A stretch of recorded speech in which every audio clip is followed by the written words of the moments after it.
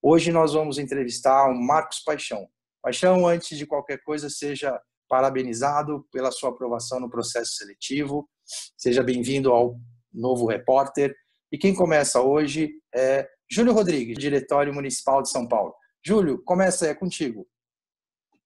Oi, Marcos, tudo bem? Tudo bem, obrigado. E você, Júlio? Tudo bem. Então, a gente queria saber um pouco mais sobre você. Quem é o Marcos Paixão? Bom, eu tenho 40 anos, sou LGBT, casado, pai de 2 peludinhos de 4 patas adotados. Uma pessoa simples até.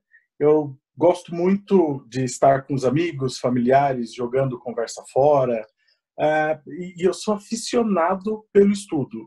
Quando eu coloco que eu preciso aprender alguma coisa, eu vou até o final. É muito raro desistir quando eu quero aprender algo. E acho que é bacana eu falar também por que eu entrei no Novo, né?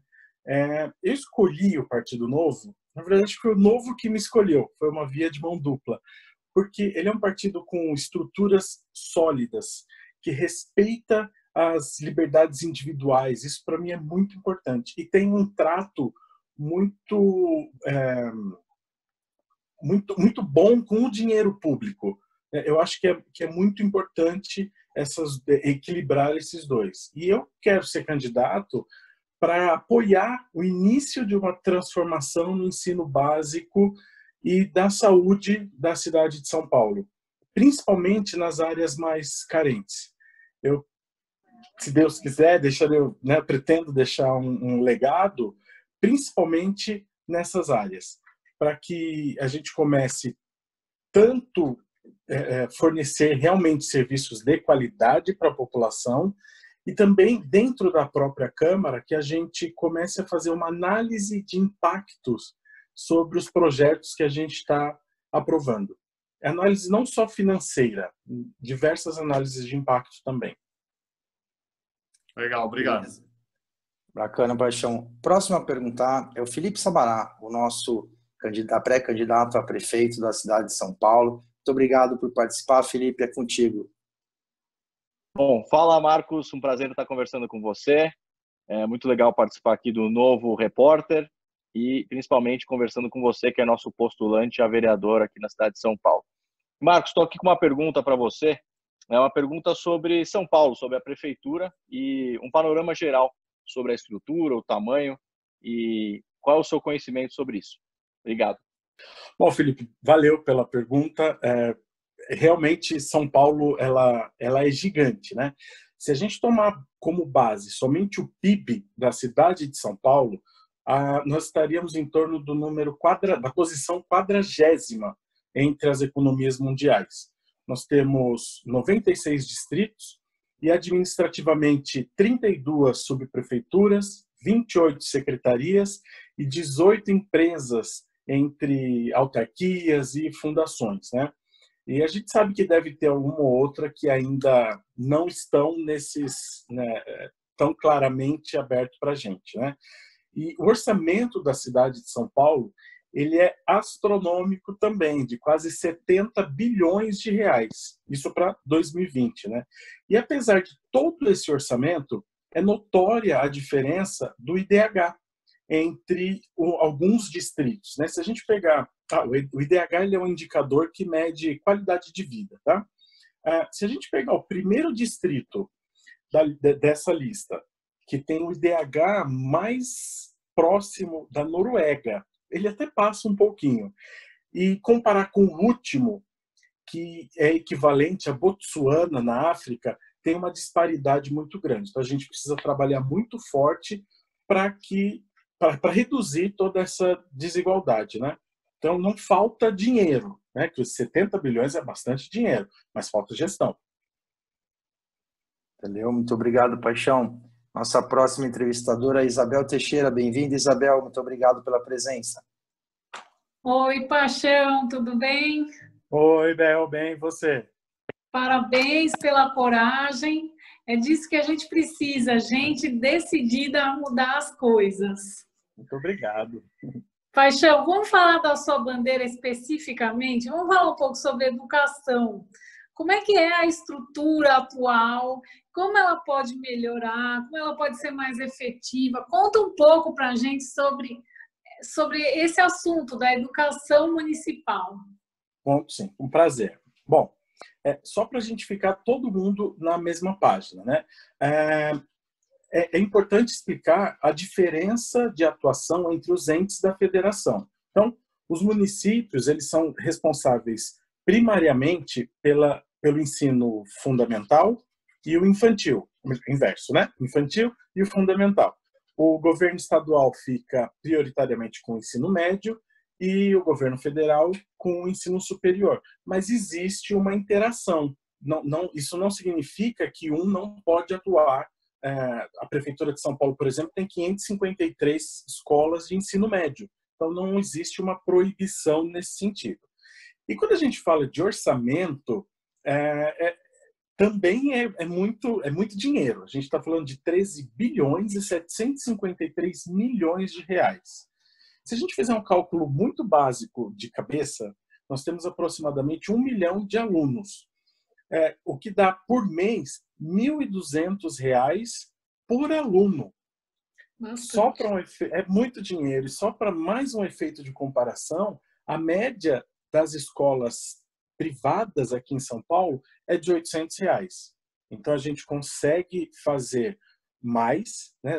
Não dá para a gente permitir gastar tanto dinheiro e ter uma qualidade tão baixa na educação. E um outro dado que é bem interessante é que a gente tem 3.685 equipamentos de ensino. E desses, 57% estão na mão das organizações sociais.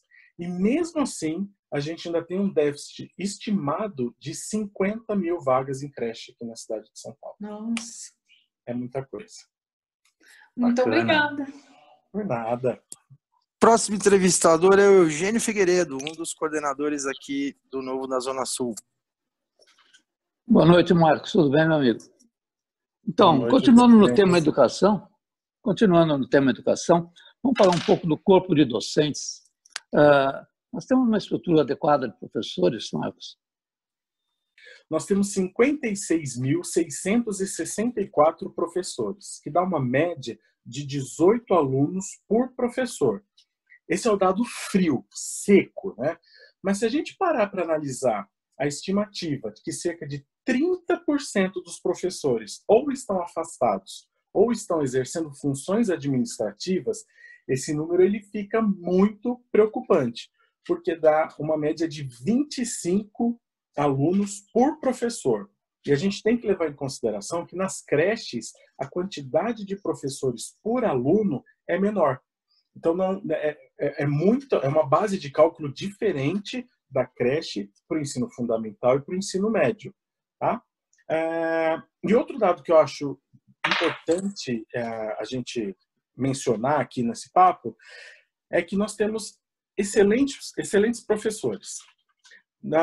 Eu não tenho a menor sombra de dúvidas que eles existem. Só que a gente não sabe quem são esses professores, a gente não sabe onde eles estão, pois não há uma avaliação específica dos docentes. Então,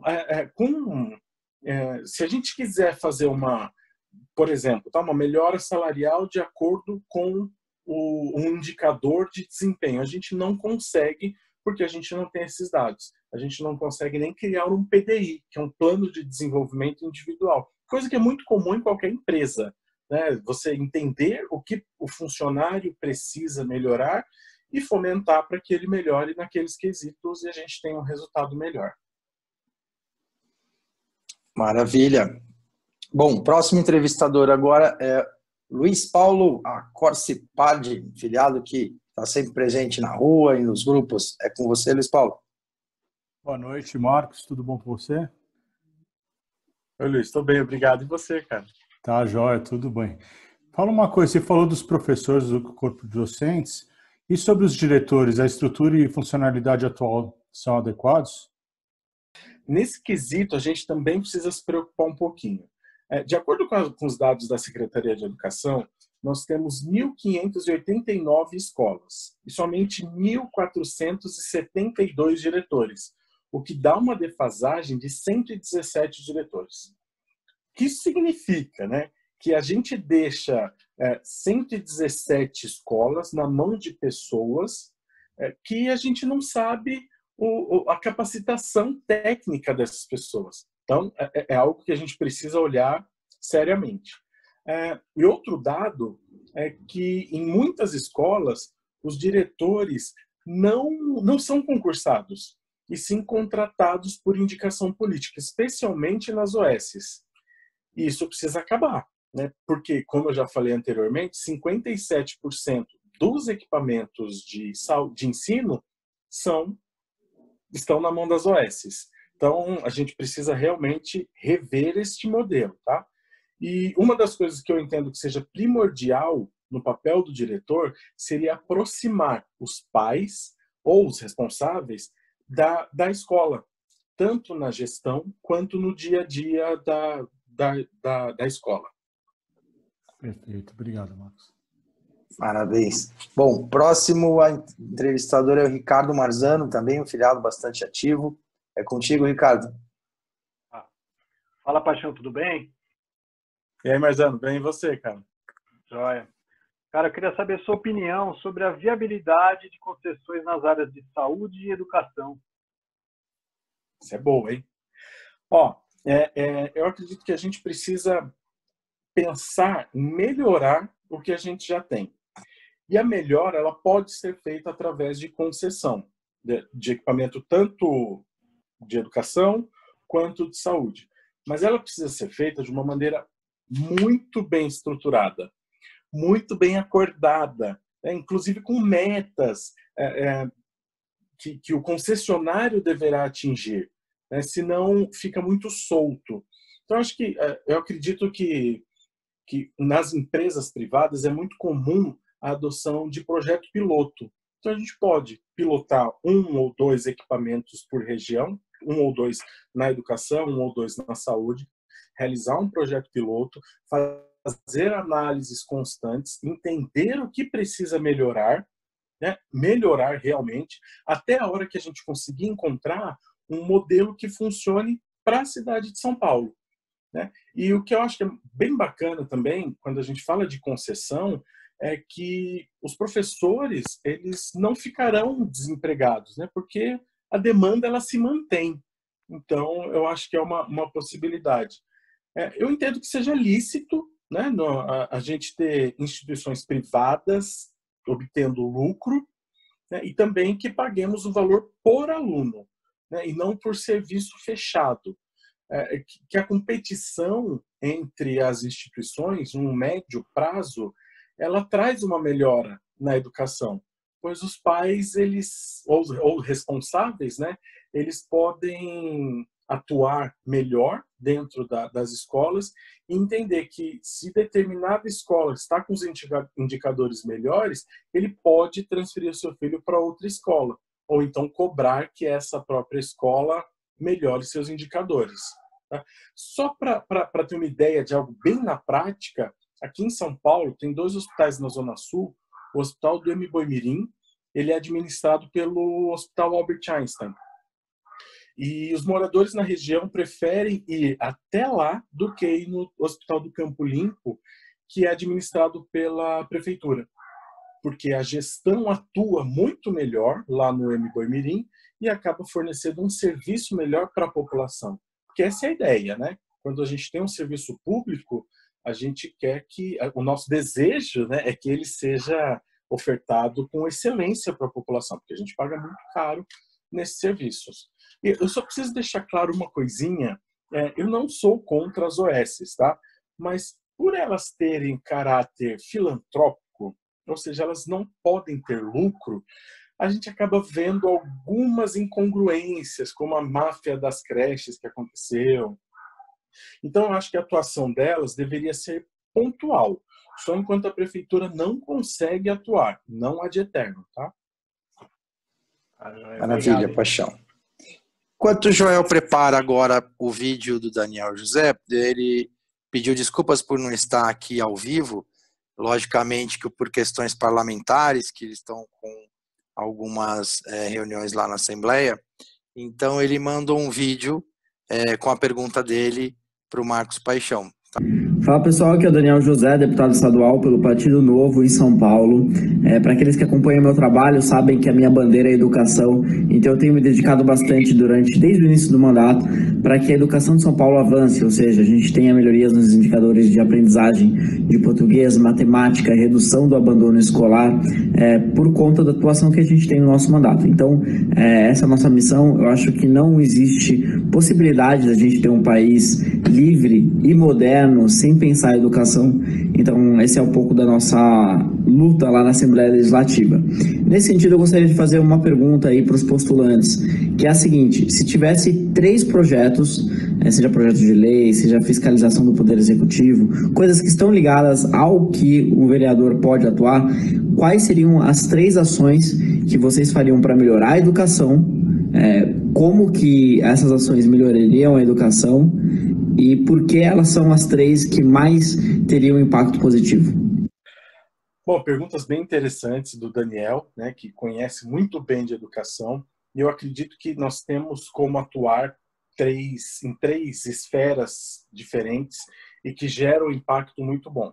A primeira delas é fiscalizar muito fortemente o orçamento da educação, pois são valores muito altos. Lembra que eu falei 13 bilhões e 753 milhões de reais? É muito dinheiro. Então a gente precisa realmente fiscalizar a utilização desse dinheiro, tanto no uniforme quanto na merenda. Eu acredito que precisa mesmo fiscalizar. Um projeto muito bom para avaliação de desempenho dos docentes e dos diretores. É importantíssimo. Não sei como a gente ainda não faz isso. Qualquer empresa hoje em dia faz avaliação de seus funcionários. E tem um detalhe que talvez nem seja tão simples, é muito cultural, que é realmente aproximar os pais ou responsáveis da escola, né? Fazer com que eles sintam parte do processo, que eles realmente façam parte do processo, tanto do dia a dia da escola, quanto das decisões mais estratégicas. É muito importante a gente capacitar os pais para entender qual seria o papel deles e que consigam fazer uma boa atuação também. Muito obrigado, Paixão. Eu queria agradecer a sua disponibilidade, a disponibilidade de todos os entrevistadores que estiveram aqui com a gente hoje. E eu vou deixar aí os seus últimos 15 segundos para você dar os seus endereços aí para as pessoas te procurarem. Legal. Gente, eu agradeço a oportunidade. Foi bastante bacana fazer esse trabalho, que a gente pôde aprofundar um pouco mais em alguns detalhes, eu passar para vocês alguns detalhes também. Não é simples, mas se fosse simples, não seria alguém do Novo que estaria propondo isso. As minhas redes sociais, tudo, tá? Marcos com U, Paixão. É tudo Marcos Paixão. No Facebook é Marcos Paixão SP. Então me procurem, mandem mensagem. Vamos junto para a gente melhorar nossa cidade. Parabéns, Marcão. Sucesso aí, meu rei. Parabéns, Marcos. Parabéns.